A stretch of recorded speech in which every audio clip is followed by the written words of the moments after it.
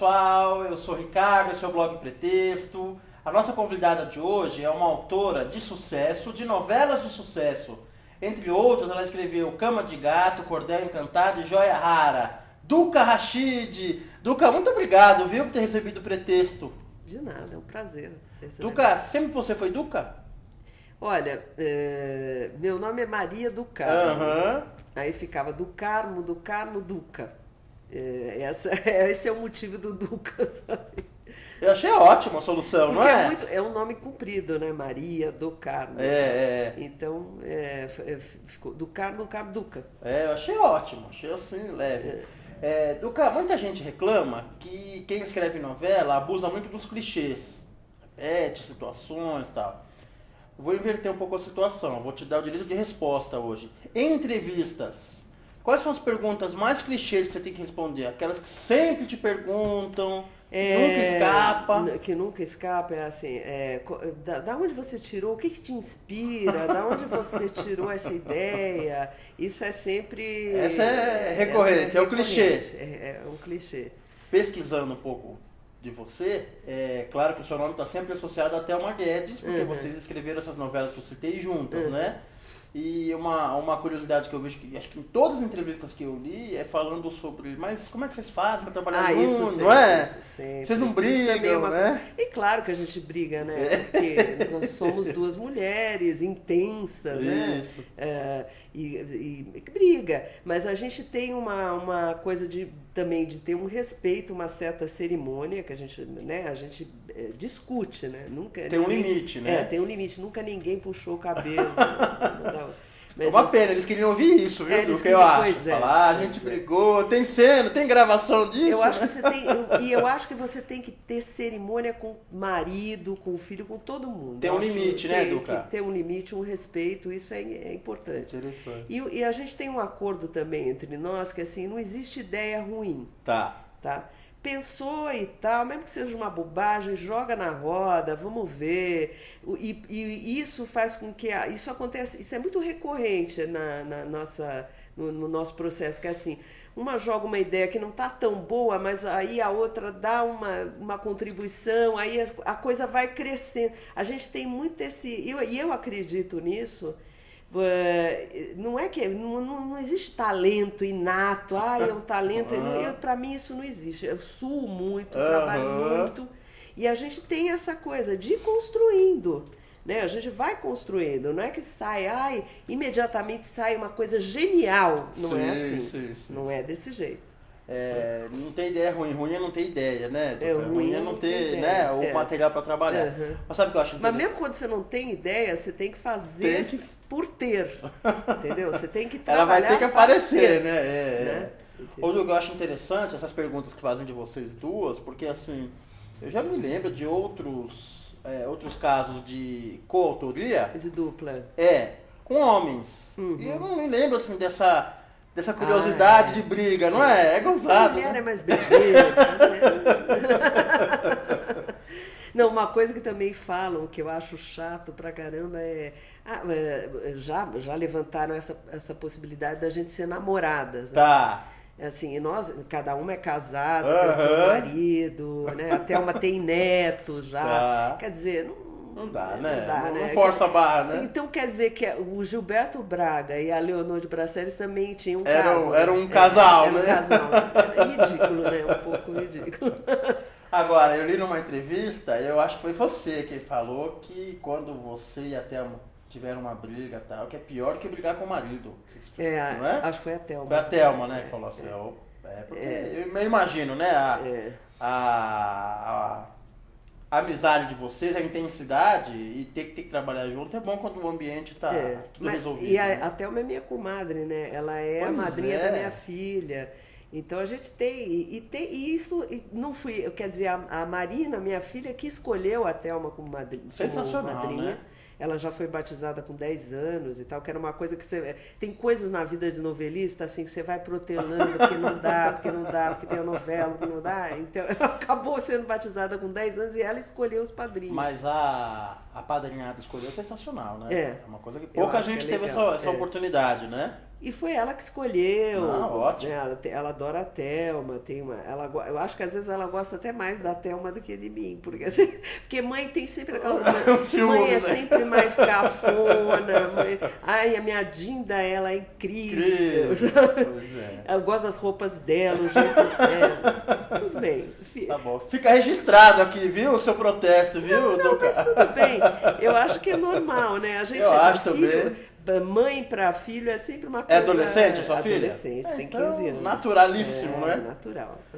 Duca, qual o maior medo de quem escreve novela?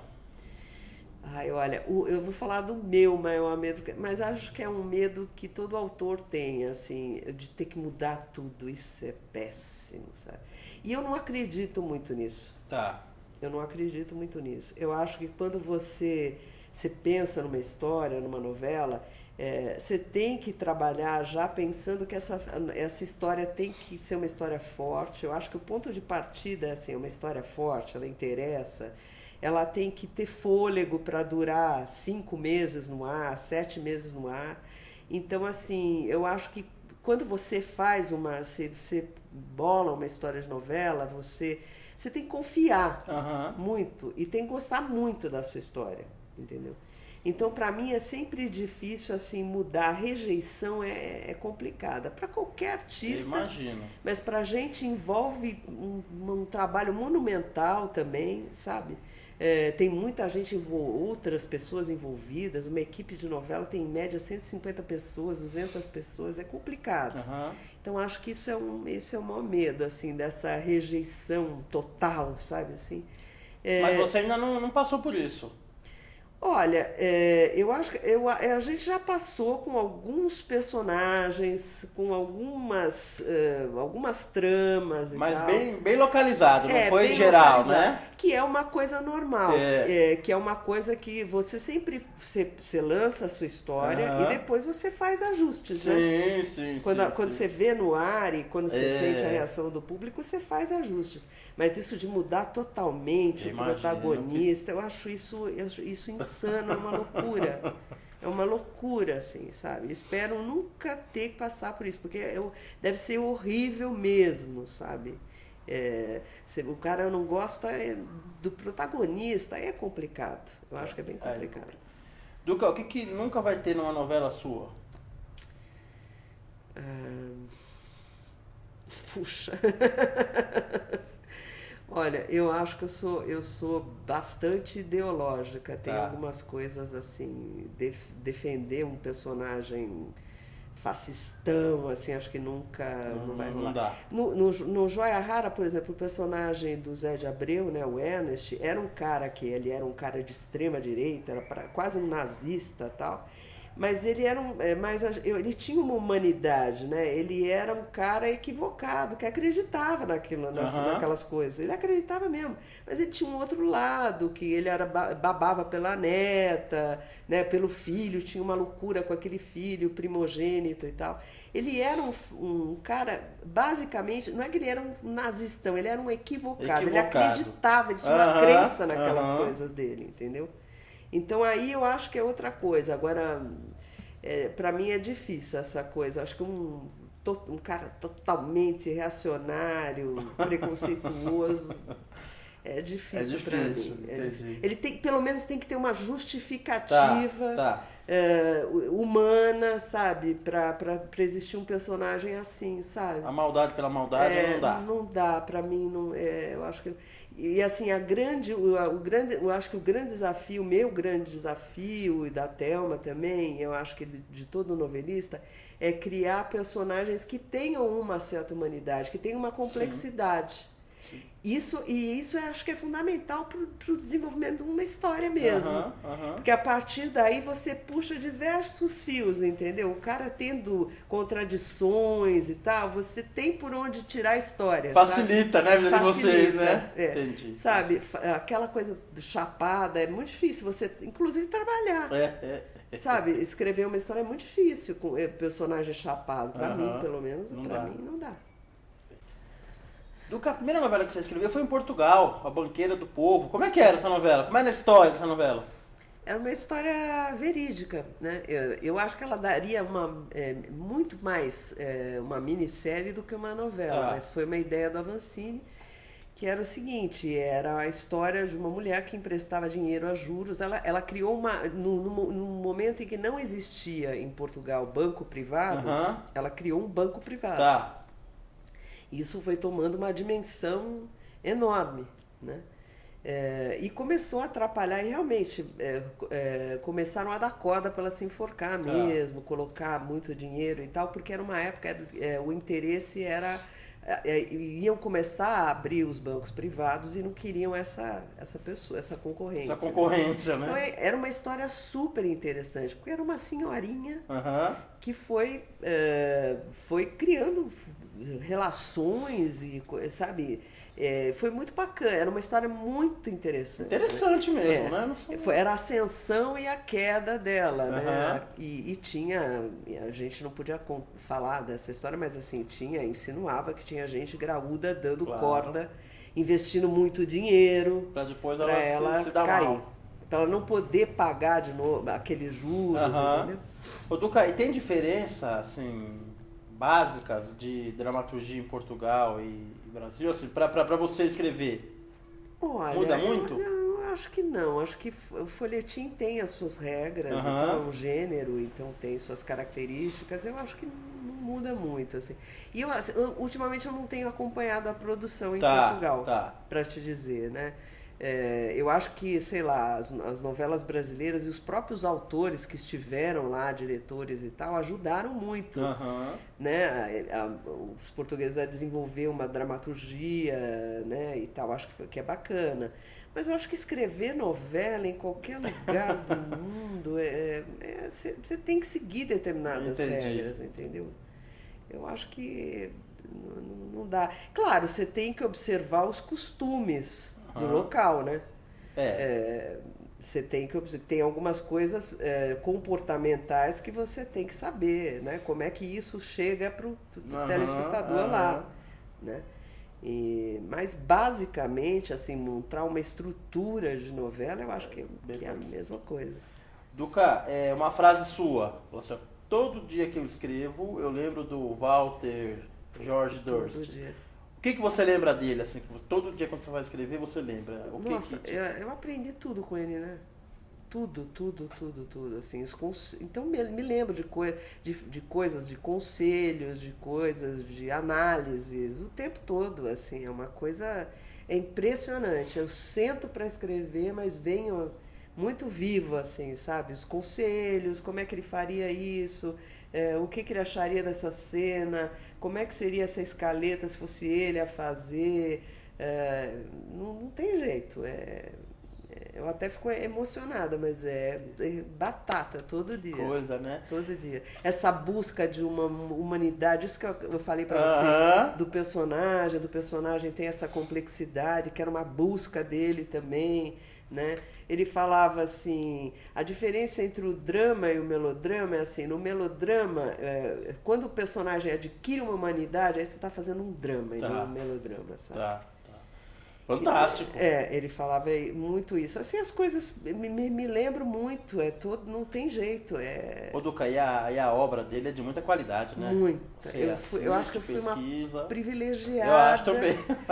de ter podido trabalhar com ele, assim, agradeço muito, e ter podido trabalhar com o Avancini também. Pois é, você teve sabe? uma escola espetacular, né? Porque o Avancini era o nosso supervisor, né, nessa Aham. novela Banqueira do Povo e tal. Então foi um privilégio, sabe? Muito grande, sabe? Era uma pessoa difícil, mas eu acho que todo Gênio, né? gênio criador é difícil, não tem Eu também jeito, não acho. tem como não ser e tal. Mas ele tinha uma capacidade, assim, de apostar, né? Ele Tinha. parecia que ele enxergava longe, né? Enxergava longe, né? E era muito corajoso, muito obcecado. Ele e o Dutch demoraram 5 anos para achar. Ele ficou procurando locação e uma maneira de concretizar o Grande Sertão Veredas, né? E tal, 5 anos eles ficaram insistindo. Não é à toa que depois virou essa obra-prima também na TV, né? Acho que todo roteirista deveria ler o livro e estudar esta adaptação. Para mim, assim, Falando no Durst, você e no Avancini, Gabriela, a primeira versão, o Durst escreveu. Foi. E você tem uma frase que diz assim, ó, pra mim, assistir Gabriela, a primeira versão, foi uma epifania. Foi. É? Foi. Das novelas que você já escreveu, tudo que você escreveu até agora, você acha que tem alguma cena, alguma sequência que possa ter causado esse impacto em quem estava assistindo? Não sei, isso só quem está assistindo pode dizer. Entendi. Sabe? Mas assim, tem algumas cenas que, por exemplo, em Cordel, eu gostei muito, me tocou muito a cena final, né? Em que a história continua, né? Que é aquele casal de nordestinos que vai na feira de nordestinas, aquilo foi muito emocionante para mim. Luca, eu assisti o primeiro capítulo de Cordel Encantado. Eu tava em casa, assisti e eu fiquei impressionado. O primeiro capítulo pra mim, assim... Eu também acho que foi um grande capítulo, assim, foi muito conseguido, como diria o Puxa vida, mas olha, foi um negócio sensacional, sensacional, assim, não teve enrolação, tudo muito bem feito, uma produção, texto, assim, foi acho que impecável. foi quase um modelo de como deve ser um primeiro capítulo, né? Eu acho que eu me orgulho muito desse primeiro capítulo. É sensacional, também. E eu acho que a gente tem que dar um crédito também muito grande, assim, ao Ricardo e à Amora, porque era uma história complicada, Cordel. Muito. Porque, assim, a gente corria num fio de navalha, assim, porque você imagina você colocar um protagonista com uma coroa na cabeça, né? Em cena tal, né? E fazer isso ser uma coisa crível, a pessoa acreditar e tal. E eram dois reis, né? Porque era o rei do cangaço, que tinha a sua coroa também, e o rei, né? O rei europeu e tal. Então, assim, fazer isso com verdade era um grande desafio. Para escorregar para caricatura era muito fácil, né? Completamente. Né? Para uma alegoria, e não era uma alegoria, entendeu? Então, assim, eu acho que a gente tem uma coisa, tem uma parte que é do texto, que sim, o texto tinha uma qualidade, né? Mas tem uma coisa... juntou tudo, né? A direção, eu acho que foi tudo, né? O Ricardo que fala, às vezes, ele fala assim, é uma mágica que acontece, né? Certo. Eu acho que o Cordel rolou essa mágica, sabe? Então, um testemunho de um telespectador, assim, o primeiro capítulo foi uma coisa impactante, viu? Obrigada. Eu também gosto, viu? Não, foi. Sem falsa modéstia, eu gosto muito desse primeiro capítulo. Novela Joia Rara, vocês ganharam um prêmio Emmy. A Fernanda Montenegro, por um outro trabalho na Globo, também ganhou o prêmio Emmy. E ela fez a seguinte declaração: prêmio a gente ganha e volta para casa quieto. Ganhei o Emmy, mas isso não mudou em nada a minha vida. A Fernanda Montenegro falou, né? Quais as consequências para você de ganhar o Emmy? Nenhuma. Nada. Você tem que voltar para casa, continuar o seu trabalho, pensar na próxima O novela. esforço é o mesmo, né? O esforço é o mesmo. Para mim também não fez a menor diferença. Entendi. É bacana. É legal. Foi legal, foi um reconhecimento de um trabalho que foi duro. Sim. Que Joia Rara foi a novela mais difícil que eu acho que a gente fez. Foi difícil. Por quê, Duca? Ela enfrentou milhões de problemas, né? Primeiro enfrentou um calor senegalês, assim, histórico, né? Agora está se repetindo e cada vez mais. Mas começou ali, né? Mas foi ali. Quer dizer... E novela das 6 sofre muito com isso, muito, né? Muito. Quer dizer, São Paulo ninguém chega em casa antes das 8 da noite. Não, quando consegue chegar às 8 da noite, né? Então isso enfrentou esse tipo de problema. Era uma história muito complexa. Eu acho que era uma novela das 9. Tá. Eu acho que era uma novela das 9. Assim, era uma história complexa, difícil, pesada no começo. A gente teve que acertar também esteticamente a novela, esses ajustes, porque ela começou muito escura, né? Ela era uma novela muito escura e tal. Tinha uma palheta de cores complicada num calor senegalês, entendeu? Então, assim, eu acho foi bem difícil para a gente. A gente fez um esforço louco de produção. Fomos para Katmandu, fomos para o Nepal. Eu e a Thelma ficamos 20 dias lá também pesquisando, né, e tal. Então, acho que ter esse reconhecimento foi muito legal. Tá. foi muito legal. Mas isso não muda em nada, eu tenho que voltar para cá. Eu acho que eu acho que todo escritor assim tem essa, eu acho que deve ter essa sensação. Você vai lá, é tietado, é bacana e tal, mas você tem que escrever. No dia seguinte, você tem que se deparar com o papel em branco, você tem um trabalho para fazer. Assim, a minha preocupação, bem antes, quando eu fui para Nova York, receber eu já estava preocupada com a novela que eu ia voltar e começar a escrever. Então não muda nada. Ótimo, ótimo. Aliás, o M nem tá aqui em casa. Nem tá aqui, né? Tá com a Thelma e eles vão fazer porque eles fazem cópia. Na verdade, é tudo igual, né? Não tem nada específico, não tem nada escrito, né? Então eles vão fazer as cópias e aí dão pra mim, pra Mora, tá na casa da Thelma, porque eu vou mudar também. Eu falei, olha, melhor ficar aí, depois a gente vê. Mas é um troféu bonito, né? É bonito. Quando a gente entrevistou o Silvio Nogueira, ele ganhou também pelo Astro, né? É bonito. É bonito. É bonito. Ó, a próxima, Duca, você vai escolher, tá? Vou te dar 3 títulos, você escolhe e eu faço uma pergunta, tá? Pergunta ausente, pergunta a queima-roupa e pergunta do título. Ausente, a queima-roupa e do título. Uma delas você escolhe e eu faço pra você. Ausente? Como é que é esse negócio de pergunta ausente? Que pergunta faltou eu te fazer? Puxa vida. Que uma pergunta que ninguém tenha feito. Você podia ter feito e eu não fiz. Você me pegou, hein? Deixa eu ver. Puxa vida, assim, uma pergunta talvez assim, o que me leva a escrever novela? Tá. Sabe? Tá. O que me leva... Eu acho que talvez já tenha respondido essa pergunta, alguém já tenha feito, mas não dessa maneira, mas... eu não sei, eu sou uma moça de periferia, né? Uma suburbana, né? Que cresceu na periferia. Zona Leste de São Paulo. Zona Leste, né? Onde faltava tudo, né? Não tinha teatro, não tinha cinema, não tinha nada. Então, assim, eu cresci, eu sou fruto, me formei com a televisão, né? Porque a única maneira de ter acesso ao mundo era a TV e os livros, né? Eu lia tudo que me caía na mão e via televisão.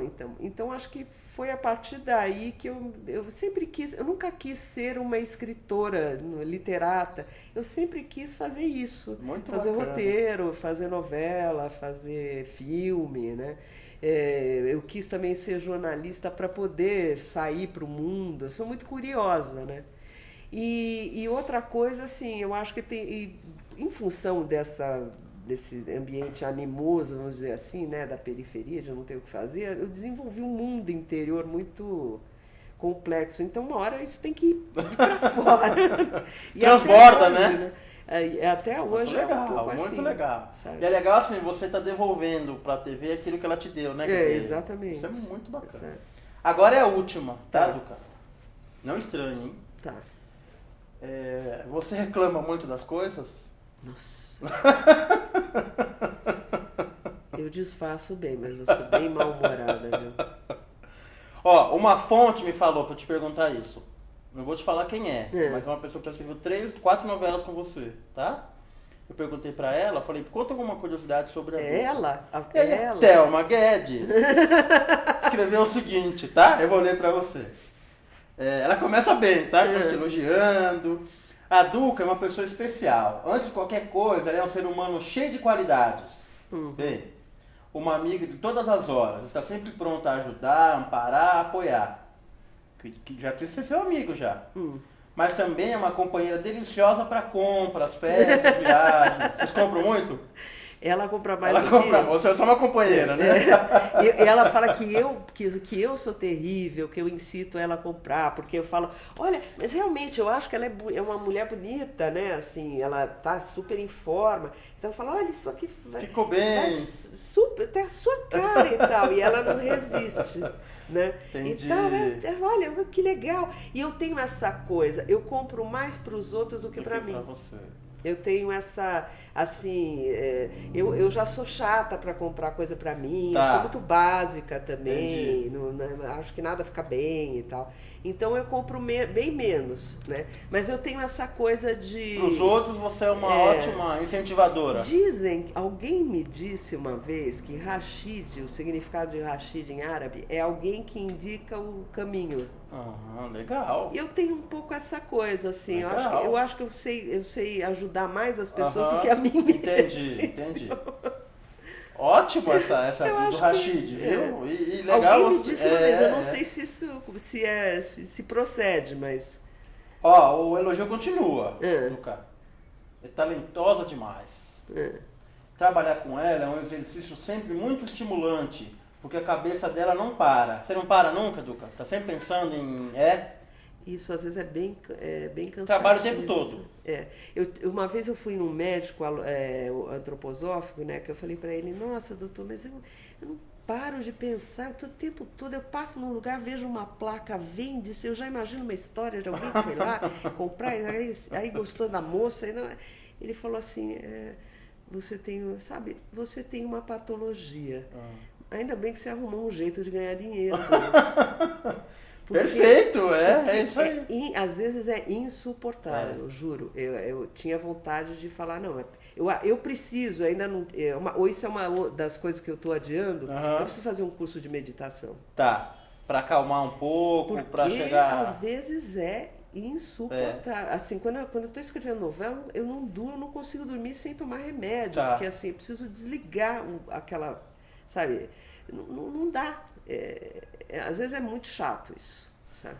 E ela tem uma característica bem engraçada. Agora começa. Aqui foi só elogio. Agora, que é um pessimismo bem peculiar. Porque na maioria das vezes ela usa essa característica como piada. Ela não se leva a sério. Isso é legal, né, Duca? Não. Você não se leva a sério, De né? jeito nenhum. Não dá, né? Não dá. Não dá, né? Olha, o ser humano não deu certo. Entendeu? Não deu certo. Não vamos exigir mais do que a gente pode oferecer. Eu acho assim que não dá para ser otimista. Como é que você vai ser otimista? Olha o que a gente está vivendo hoje. Como? Entendi. Eu nem sei se hoje em dia, eu nem sei se eu cometeria essa loucura de ter filho. Entendi. Porque o que você pode esperar desse mundo? Você pode esperar alguma coisa de bom? Ô, Duca, bem confessional aqui. Tenho um filho e a minha ideia era ter outro. Eu estava conversando com a minha mulher falando isso. Assim, que mundo nosso filho vai crescer, né? Então pensar em ter outro também. Mas lá, continua. Vamos lá. Ela está sempre reclamando das coisas, mas de um jeito engraçadíssimo. Por exemplo, agora que vai te complicar aqui, eu vou pedir para você fazer isso. Ela criou alguns personagens que ela encarna de vez em quando.